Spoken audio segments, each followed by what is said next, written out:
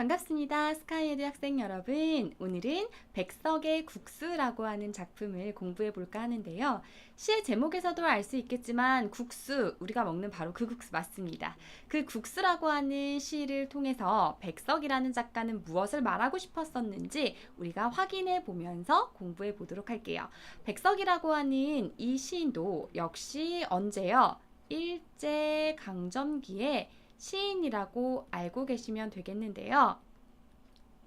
일제강점기에 힘들고 어려웠던 그 시절에 백석이라고 하는 작가는 어떤 우리의 먹을 것들에 대한 것들을 많은 소재로 해서 시를 많이 사용했던 작가입니다. 그럼 작가가 왜 먹을 것들을 많이 사용했을까라고 떠올릴 수 있는데, 첫 번째 하나는 그만큼 궁핍했던 우리 민족들의 삶에 대해서 보여주고 싶었고요. 두 번째는 우리 민족이 가지고 있었던 어떤 따뜻한 정서, 공동체적인 느낌을 나타내주고 싶어서 그러한 소재들을 사용해서 시를 많이 사용했다고 합니다. 그러면 이 작품에서 무엇을 나타내고자 했는지 주제와 함께 중요 키워드를 체크하면서 함께 공부해 볼게요. 자, 백석의 국수.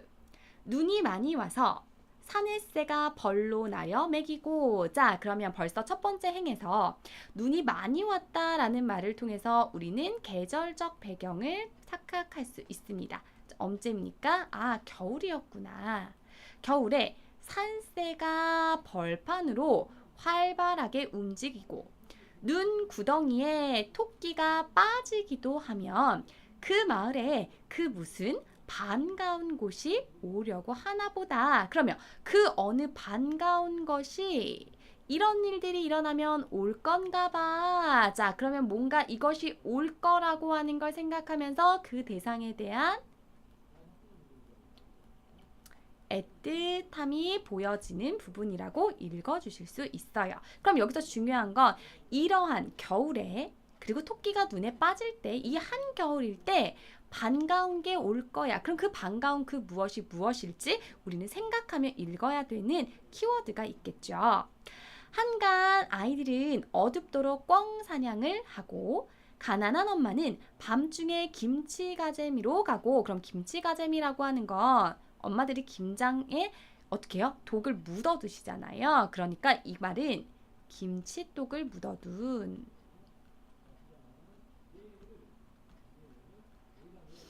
움막으로 가고. 이 반가운 것을 위해서 아이들은 꿩 사냥을 한대요. 그러면 고기를 잡는다라는 거잖아요. 아, 그러면 우리는 아까 인식할 수 있었어요. 제목이 국수였으니까. 아, 이 겨울에 기다리고 있는 그 반가운 것은 국수라는 말인데, 그 국수에 넣을 어떻게 해요? 꿩고기도 잡고. 엄마는 어떻게 해요? 국수에 김치도 같이 먹어야 하니까 김치 가지러 가고, 마을을 구수한 즐거움에 사서 은근하니 흥성흥성하게 들뜨게 한다. 그러니까 마을이 국수 먹을 생각하면서 어떻대요? 들뜬 모습이 보여진다라는 말인 거죠. 그렇다면 여기서는 이제 국수 먹을 뭐 하는 겁니까? 준비. 그래서 그런 준비들을 통해서 그것은 오는 것이다. 그럼 여기서 말하는 이것이라고 하는 건 결국 뭐요? 위에서 말했던 국수를 얘기한다라고 보실 수 있습니다. 그러면 이것은 오는 것이다. 이것은 동일한 것에 대한 반복하고 있으니까 이걸 통해서 운율을 형성하고 있구나라고 읽어주실 수 있으셔야 해요.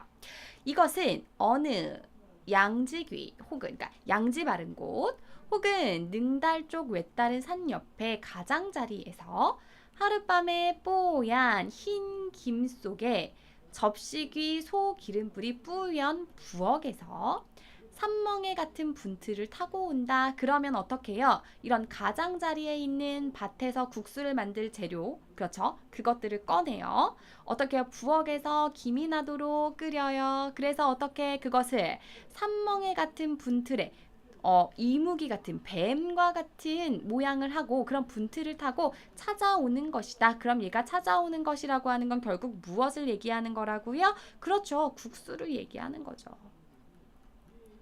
그럼 그 국수가 밭에서, 부엌에서, 분틀에서 찾아온대요. 그러면 결국 얘는 국수의 무엇을 얘기하는 겁니까? 그렇지요. 무엇이요?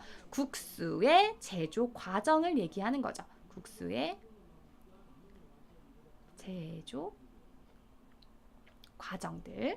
이것은 그럼 무엇은 국수는 아득한 옛날 한가하고 즐거웠던 세월에서부터 그러면 결국 국수라고 하는 건 옛날부터 계속 왔어. 그렇다면 이 국수라고 하는 거 한 번에 그냥 만들어진 음식이 아니라는 거죠. 어떤 말이에요? 즐거웠던 세월부터 왔다라는 말인 거니까 얘는 어떤 음식이다? 전통적인 음식이다. 전통적인 음식이다. 그럼 결국 이 말은 국수의 무엇을 연원, 얘가 얼마나 오래됐었는지 얘기하고 있어요.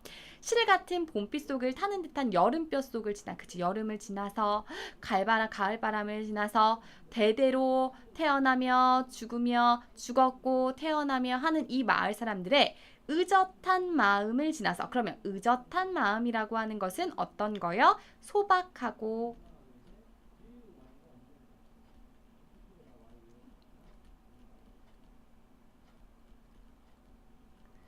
의젓한 심성을 지나서 텁텁한 꿈을 지나서 지붕의 마당에 우물에 둔덩에, 그쵸, 이렇게 우물이라고 하는 것에 둔덩에 한방눈이 쌓이는 하룻밤, 아버지 앞에, 그 어린 아들 앞에, 아버지 앞에는 왕사발에 국수 그릇이 담기고 아들 앞에는 새끼 세발에 국수가 담겨서 오는 것이다. 그러면 지금 언제 눈이 많이 내려오는 어떤 저녁밥 먹는다라는 거잖아. 저녁에 먹는다는 거니까 이거는 국수를 먹는 시기.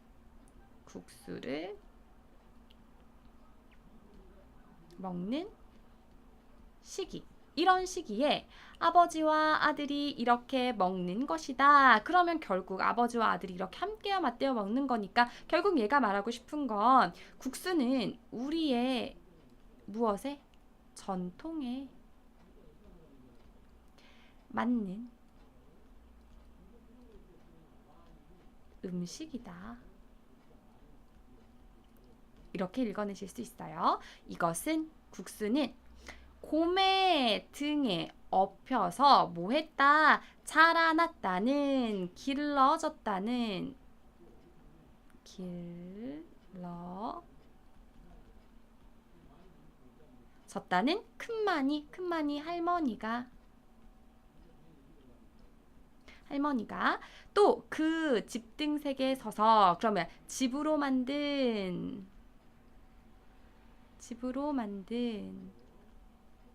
무엇에? 자리에 서서 재채기를 하면서 산넘의 마음까지 들렸다는 옛적 큰아버지. 그럼 큰아버지라고 하는 건 큰아버지가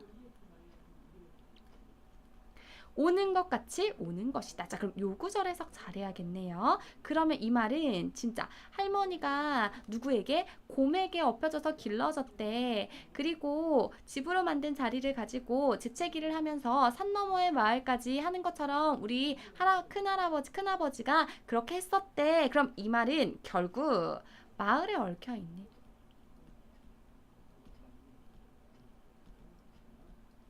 마을에 얽힌 정겨운 이야기를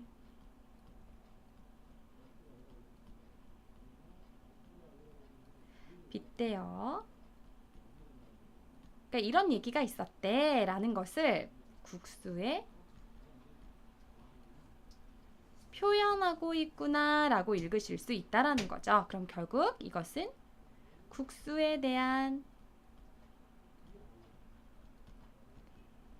친밀감을 나타낸 작품이구나, 표현이구나 라고 읽어내실 수 있겠습니다. 이 반가운 것은, 자, 가볼게요. 이 반가운 것은 무엇인가? 그러면 이 반가운 것은 무엇인가? 국수의 속성이죠. 반가운 것. 희스무레하고 하얗고 부드럽고 수수하고 슴슴한 것은 이 싱거운 것. 무엇인가? 자, 물어요. 겨울밤 동치미국을 먹으면 같이 좋고 얼얼한, 자, 무엇을? 고춧가루를 좋아하고 싱싱한 상꿩의 고기를 좋아하고, 그러면 이 구절은 국수의 같이 먹는 음식들을 뭐 하고 있어요? 나열하고 있어요 라고 읽으실 수 있어요. 그리고 담배 냄새, 자, 여기서 말하는 탄수라고 하는 건 식초의 냄새, 또 수육을 삶는 수육국 냄새, 자욱한, 더북한, 수북한, 삿방이라고 하는 건 그냥 방해, 절절 끊는 아랫목을 좋아하는 이것은 무엇인가? 그럼 이 구절은 뭐 얘기하고 있는 거예요? 국수를 먹는 장소에 대한 얘기를 하고 있는 거죠. 따뜻한 아랫목에서. 이 조용한 마을과 이 마을의 의젓한 사람들과 살틀하니 친한 것. 그럼 살틀하니 친한 것. 자, 무슨 말입니까? 자상하고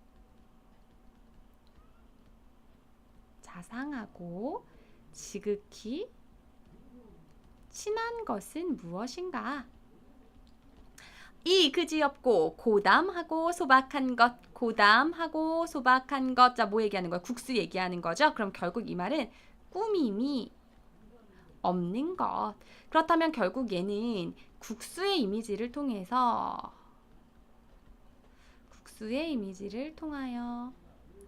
뭐 하고 싶은 거예요? 간접적으로 자, 어디요? 마을 사람들의 심성을 보여주고 싶었다라고 읽어내실 수 있겠습니다. 자, 그럼 핵심 정리 가볼게요. 얘 자유시고요. 회고적이다. 그렇죠. 국수 먹었을 때 감각적이다. 뿌연 것, 시각적 심상이 있었죠. 그래서 그런 모습들을 통해서 보여주고 있고요. 토속적이다. 그럼 어디요? 평안도 방언 사용하고 있잖아. 큰마니, 어떤마니, 그쵸? 이런 거. 결국 농촌 공동체의 풍요롭고 평화로운 삶을 국수라는 이미지를 통해서 보여주고 있어요. 그리고 농촌 공동체의 모습을 감각적 이미지다 아까 했지요? 시각적인 부분도 있었다는 거. 평안도 방언의 구사, 지시어와 의문형 뭐뭐 하는가 사용했고요. 유사한 문장 구조의 방법 어떻게? 무엇은 뭐뭐 하는 것이다 이렇게 표현하셨어요. 이 시는 국수에 대한 화자의 기억을 도속적이고 개성적인 언어로 그려냈다. 그리고 또 하나 눈을 매개체로 해서 떠올리게 되는 거죠. 아, 국수를 먹었던 그 시절에 눈이 내렸지. 다양한 감각적 시어를 통해서 화목했던 전경과 분위기를 표현했고요. 국수는 하나의 음식물이지만 더 나아가서 어디까지? 그렇죠. 함께 먹었던 우리 민족의 삶의 모습까지 깃들여져 있더라. 그렇다면 백석은 이 국수를 통해서 나타내고자 하는 게 무엇이었나? 일제강점기의 암울한 현실에서도 우리 민족의 정체성을 잃지 않았을 거야 라고 하는 내용을 보여주고 싶었다까지 읽어주신다면 이 작품 잘 기억하셨다고 볼 수 있네요. 자, 그럼 마지막으로 문제로 이 작품 정리하고요. 수업 마치도록 할게요. 자, 방언과 고유어가 두드러진 시이다. 맞습니까? 평안도 방언이 있었고요. 우리 고유어 사용했어요. 동그라미. 다양한 감각적 심상이요. 네, 맞아요. 자문, 자답, 자유 나도 모르겠다. 묻고 답했다? 그런 얘기 없었어요. 가족과 관련된 시어를 생겼다. 큰마니, 그 다음에 큰 아바디, 이런 얘기도 있었죠. 동그라미. 뭐뭐한 것은 무엇이다. 문장 구조의 반복을 통하며 리듬감, 다른 말로 말하면 무엇을 형성한다. 운율을 형성하는구나. 맞지요. 할머니와 큰아버지가 외롭게 국수를 먹어요. 이런 장면 없었지. 그럼 여기서 큰할머니, 그러니까 할머니와 큰아버지에 대한 내용은 우리의 국수라고 하는 것이 우리의 모와 역사적인 것과 연결되어서 되고 있어 라는 얘기였어. 공동체적인 삶을 소재로 시상의 전개, 그렇죠. 공동체적 삶이라고 하는 거 국수를 먹는 사람들의 심성까지 빗대었으니까 맞는 말. 국수는 반갑고 친하고 소박한 것 맞는 말. 그쵸? 자, 서술형 한번 가볼게요. 고유어와 방언을 통해서 얻을 수 있는 효과는 무엇이라고 볼 수 있습니까? 자, 현장감. 진짜 현실에 있는 것 같죠? 또 하나는 뭐요? 사실성을 부여한다. 가족들의 포근하고 정겨운 정서를 전달하기 위해서 사용했던 시어들은 가족과 관련된 시어였죠. 그래서 큰마니, 그 다음에 큰아바지. 그럼 국수를 통해서 전달하고자 하는 거, 얘가 제일 중요한 포커스가 되겠죠. 결국 뭐한 거? 소박하고 친근한 우리 민족의 무엇을? 정을 나타내고 싶었어요 까지 기억해 주시면 오늘 수업 퍼펙트 하시겠습니다. 자, 긴 내용의 시였지만요.